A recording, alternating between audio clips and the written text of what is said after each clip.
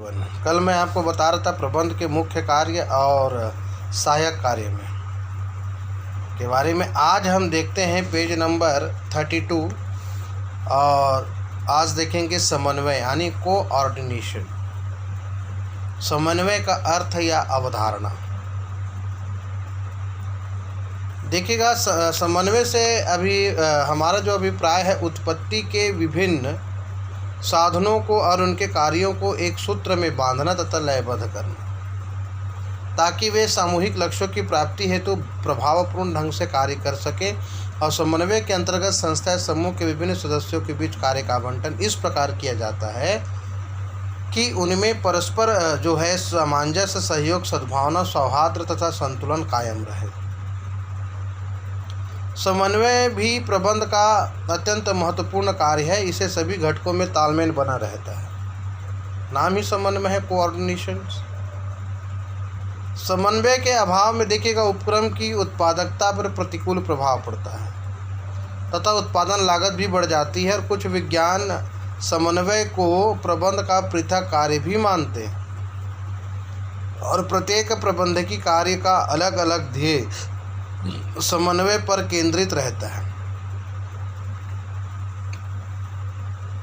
समन्वय वस्तुतः उपक्रम की विभिन्न इकाइयों के कार्यों का समकालीकरण है और इसी उपक्रम समन्वय प्रक्रिया नियोजन के स्तर में from the planning of stage ही प्रारंभ हो जाती है और शीर्ष प्रबंध समस्त संगठनों के लिए योजना बनाता है और तदनुसार ही इस योजना को कार्यान्वित करने के लिए संगठनात्मक संरचना विकसित की जाती है एवं कर्मचारी वर्ग की नियुक्ति की जाती है। समन्वय के द्वारा ही निर्धारित उद्देश्यों की सफलता न्यूनतम विरोध के साथ सुनिश्चित करने के लिए आवश्यक धनराशि की मात्रा, गुणवत्ता, समय एवं प्रयत्नों का अनुक्रम आदि की पूर्ति पर ध्यान केंद्रित किया जाता है।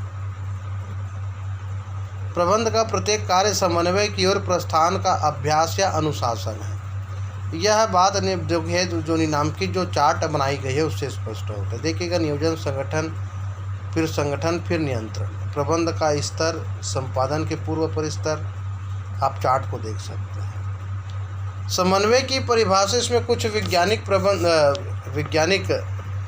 प्रबंध के जो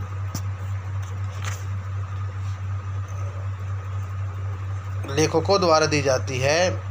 जैसे कि पहला है थियो हेमन, क्या कहते हैं इस संबंध में, समन्वय अधीनस्थ के प्रयत्नों का ऐसा व्यक्तित्व समकालीकरण है जिससे उचित राशि, समय तथा गुणवत्ता का संपादन इस प्रकार होता है कि संगठित प्रयत्नों के फलस्वरूप उपक्रम की निर्दिष्ट उद्देश्य पूरा हो सके, है ना। मेक फॉरलेट इस संबंध में कहते हैं, समन्वय वह प्रक्रिया है जिसमें एक अधिकारी अधीनस्थों के बीच सामूहिक प्रयत्नों का व्यवस्थित आवंटन सुनिश्चित करता है तथा समान उद्देश्य की पूर्ति हेतु कार्य की एकता को सुनिश्चित रखता है। ठीक। और समन्वय की अगर विशेषता बताएं तो ऐसी स्थिति में प्रबंध का यह महत्वपूर्ण कार्य है, निरंतर प्रक्रिया करता है और सामूहिक प्रयत्न, संयुक्त कार्य तथा प्रयत्नों की एकता है, लक्ष्य की प्राप्ति है। और समन्वय और सहकारिता में जो अंतर दिखा रहा है 1.27, ये दोनों ही अलग हैं। समन्वय अलग होता है और सहकारिता अलग, यानी सहकारिता के बिना समन्वय फलहीन है और समन्वय के बिना सहकारिता बलहीन है, तो एक दूसरे के पूरक ही माने जाते हैं। ठीक है, तो इस अंतर को आप अच्छे से देखेंगे और मैं कल आपको इसकी विशेषताओं के बारे में अवगत कराऊंगा। आज के लिए बस इतना ही।